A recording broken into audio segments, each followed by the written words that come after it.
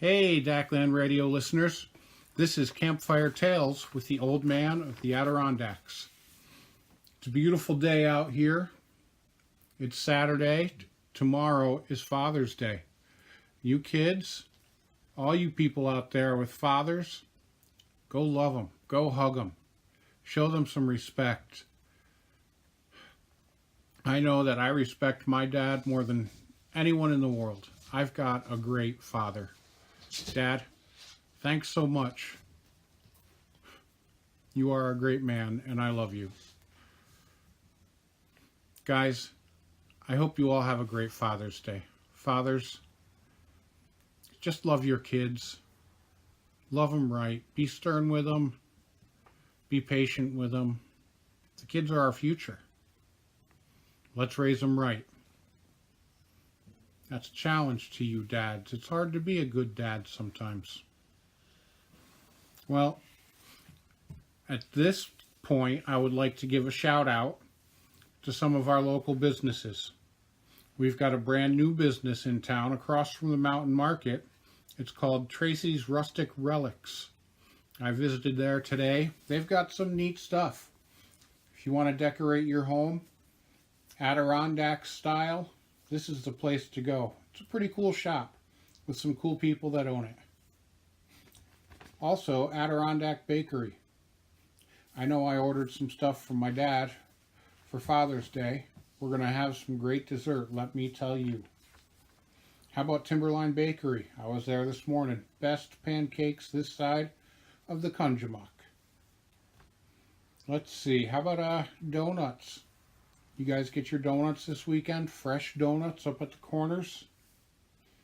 Sunrise Diner. Just make sure you give Pam a hard time. Now, we've talked a little bit about Bigfoot. I had a story about tomfoolery meeting Bigfoot. And I've been doing some research, and there's some folks that believe Bigfoot is actually a werewolf. I don't know. Far-fetched, I guess. But there's some cool stories out there. Are they real or are they fake? How about a little recap of the adventures of tomfoolery? The first story I told was an introduction to Tom, and he is attempting to pull the biggest prank ever in Newton's Corners. The continuation of that story will come soon. Our second story was Green Hatchet Man and Daunchy. How did they end up together? What's going on with that? The third was an introduction to Daunchy. Who is he? What is he? What's going on with the hatchet? I think I need to rewrite the end of that one. It's pretty dreary, and I would like to lighten the mood up a little bit with that one. And then Tom meets Bigfoot. I had some fun writing that one, and I had some fun writing this one. Today's story is about tomfoolery, making a new friend, and having some fun at the Rhinelander estate. That's on the end of Elm Lake Road. Some people call the place haunted. I don't know. I don't know that I believe it, but hey, who knows? So here we go with my new story. Arrgh! Snowing again. Supposed to be spring. Once again, tomfoolery was watching his pot, and it's taking way too long to boil. He really needed to feed his morning addiction to coffee. Not just coffee, but dark, really dark, bitter dark coffee. He truly missed his friend Bigfoot. Shaggy was the name that eventually stuck. Though his fur was everywhere, almost as bad as Daunchy's. Stuck to the side of the cave, all over the cooking utensils, even on the ceiling. There was a time not too long ago when Donchy showed up. He was not very happy to meet Tom's very big and very big-footed friend. After the initial awkward, tense, and loudly guttural introduction, Tom thought it best to leave the cave at once. It's a good thing he did, too. What a hullabaloo. The sounds from the scuffle that followed were, well, I guess you could say they were otherworldly. Something that could only be found in some zany fiction. All at once, poor Shaggy was propelled by Donchy's very furry, hobbit-like foot out of the cave. He landed in a tangle of fur on his bum. It would take weeks of grooming to get all that fur to lie naturally again. "Get ye gone!"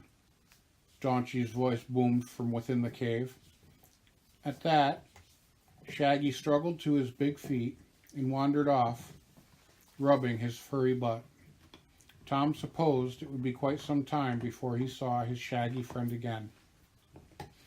Tom thought often of his adventures with Shaggy. It was very important to his friends to be sneaky when humans were around. If he was seen at all by any, it was only a glimpse. Anyone fortunate enough to capture Shaggy on film was always disappointed to see only a blurry mass where a Bigfoot was supposed to be. There was a lot of talk in Newton's Corners about the mysterious creature in the woods. There were even folks that came from afar in the hopes of catching a glimpse. Some locals even started to wear costumes of Bigfoot that they sewed together out of whatever they could find lying around. There was even a store just outside of town that sold Bigfoot memorabilia. Foolery added to this mystery with stories told while imbibing on too much drink at the local watering holes in Newton's Corners. Tom was known as a hermit in town. Truth be told, most thought he was nuts. Folks always kept an eye on Tom when he was around, as foolery, lowercase foolery, was sure to follow. Most of it innocent enough, but there were times when things got out of hand. Poor Tom generally got the worst end of it, though. Like the time he set his eyebrows ablaze whilst trying to light a stink bomb in the general store. Tom used to have the thickest, fuzziest eyebrows around. He was lucky that a pail of water was nearby. He found out shortly after dunking his head that what he originally thought was water was indeed a spittoon. Oh, the smell! Shortly after this observation, Tom noticed that the now lit, by Tom's eyebrows, stink bomb had somehow ended up in his trousers.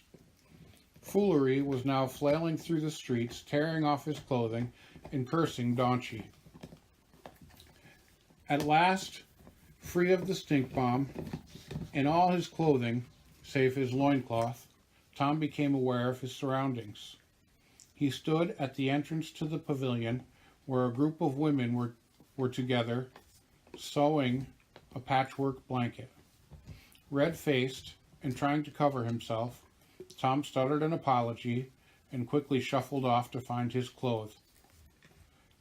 "Donchy!" Tom rumbled angrily with each piece of clothing he picked up. Tom once again was telling tales of Bigfoot at one of his favorite saloons when a stranger walked in. Short, stocky, and strong-looking, with pants pulled up to his ribs, tied around the waist and the ankles with frayed rope. He wore a crooked hat and a large mustache that partially hides his friendly smile. His bright eyes looked as if there might be some mischief hiding behind them. Just then, the stranger opened his mouth and bellowed. It sounded to Tom something like a mountain cat or a panther, a haunting, lonely sound. Tom would later find out that this stranger could make all manner of animal calls using nothing but what God gave him. "Next round's on me," the stranger called to anyone who was listening. My kind of feller, Tom said to himself. Tomfoolery at your service, said Tom with a grin as he approached the stranger with his hand out in greeting. Folks round here call me French Louis, said the stranger with a thick French-Canadian accent. He then shook Tom's hand with a gusto. Good to meet you. With that, the Frenchman let out a long whistle that sounded like a loon, followed by the eerie hoot of a barred owl. This guy's nuts, Tom thought to himself. Join me, said Louis as he gestured to the bar. The two men bellied up and were lost in a very lively conversation, where many strange noises were heard by those near them. The two woodsmen shared stories of their time in the backwoods of the northern paradise until the wee hours of the morning. That is, until both men unceremoniously tossed out of the back door to sleep it off. Tom learned much of his new friend that night. Louis was a trapper. He would spend months at a time alone in the backwoods of the Great West Canada. He would gather skins from his traps and hunt for what he needed for food. Often difficult to understand through his thick accent, Tom soaked it all in. This be a kindred spirit, Tom thought to himself as he drifted off to sleep. Later that same morning, the two men were stirred from their slumber by the morning bustle of the small town. It was a cool, wet morning, and the two men were snuggled together for warmth in the hay that had been laid out for them. It was not uncommon for the barkeep to toss drunkards out back to sleep off their drink. It was a courtesy of most drinking establishments to have a place to put their patrons once they had enough, sometimes more than enough, spirits to suit them. Grunting and groaning, the men slowly got to their feet, stretched out their joints and muscles, made themselves presentable, at least as presentable as they could, and made their way to the kitchen for breakfast. Coffee, Tom blurted to the woman at the stove. His head was fuzzy and ached something fierce. With shaking hands, Tom reached for the pot the woman nodded towards and poured 2 cups. The duo sat at a small table in the corner and rubbed their throbbing heads as they silently sipped the steaming elixir before them. Breakfast was fresh flapjacks and sizzling crispy bacon. After eating their fill, it was decided that the two men would spend the day around the Kunjamak. They grabbed their gear and headed towards Tom's cave. Louis made sure to grab a couple of bottles from behind the bar to continue his buzz for the day. Your hatchet there. She be a beaut, Louis slurred as the two men neared the cave. Never seen the like. Tom subconsciously moved his hand to his hip to make sure his precious treasure was where it belonged. The feel of his tool was reassuring. Found it in my cave some time ago, remarked Tom. It's a story for another time. There was a weird silence between them for some time after this. Eventually, the two men reached the cave. It was now late in the morning and time to start a fire for more coffee. Of course, the Frenchman doctored up his to his liking. Tom knew now that whenever Louis came to town, it was time to get his drink on. Eventually, the conversation moved to the Rhinelander estate and the curious woman who was kept there by her overly jealous husband. An idea bloomed in Foolery's head, and he grinned mysteriously. Why don't we pay the estate a visit, Tom said. Moving further into his small cave, he grabbed an empty pack basket and began to rummage through his clutter. He filled the backpack with what he needed for his mischief. It was a short jaunt over the Kunjamak to the estate that was located on the north side of Elm Lake. There were a few outbuildings and the main house. It was huge with a massive stone chimney in the center, all overlooking the lake and mountains beyond it. What a beautiful spot, Tom thought. Hidden from view, Tom rummaged through his pack and pulled out his homemade Bigfoot costume. Louis was amazed at how lifelike the costume was. What do we do now?" Foolery grinned inside his mask. "Now it's your turn. Use that mouth of yours and make noise just like a Bigfoot." Louie's eyes lit up, and he began to holler like a wild animal. If only you could hear those occasional roars. The hairs stood up on the back of Foolery's neck. They actually stood on end, and he knew it was all a ruse. At this, Tom began to move quietly from tree to tree, making sure that those in the house could catch a glimpse. It took no time at all for the poor folks in the house to gather just outside the door. Fear and wonder could be read on their faces. Tom, though, was in his happy place. He was very proud of himself. Bigfoot began throwing sticks and rocks towards the house, not to hit anyone, just to make an impression on his victims. The occasional roars were timed perfectly. This was Tom's best trick yet. Most of the people watching the Bigfoot were a perfect picture of awe, mouths agape with eyes like saucers. Some were pointing, while others had their hands over their mouths in astonishment. Very suddenly, a large man pushed through those gathers with a shotgun in hand. Wide-eyed, behind the mask, Tom yelped. A sound nothing like a Bigfoot might make, more akin to the sound of a wounded rabbit. A loud, wailing squeak. No more roars from Louie. He was gone. He had silently made his escape. Tom turned and started to stumble because of his awkward costume. He peeked over his shoulder, and the man was raising his scattergun to fire. Foolery gulped and did his best to run. Boom! Thundered the gun. Tom felt a sting in his left cheek. Not the one on his face, but the lower one. The one with a crack in it. He screamed once again, like a poor pitiful bunny. Suddenly, he heard the bay of a hound.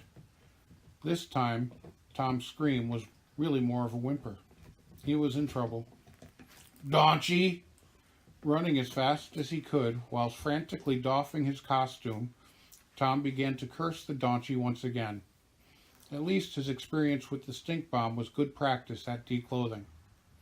Shortly, Tom reached the shore of the Kunjamuck and flopped in belly first and began his frantic doggy paddle for the other side. It was not far, but he knew the dog was hot on his trail. The dog was silent after his earlier trumpet call. That was bad news for poor Tom. As hounds, that was bad news for Tom. When hounds were on the trail of their prey, they were silent. Only when they have treed their prize did they bay. Upon reaching the other side of the river, Foolery frantically searched for a tree he could climb. Not far away, he found what he was looking for, a large white pine with branches low enough to climb. Sploosh! The hound was in the water and swimming very much like Tom had. It dawned on Tom, as he looked over his shoulder, that dog was swimming just like he had. Huh, doggy paddle, Tom thought. I get it now. Tom was sitting on his right cheek on the branch as the hound reached, and he noticed movement behind the dog.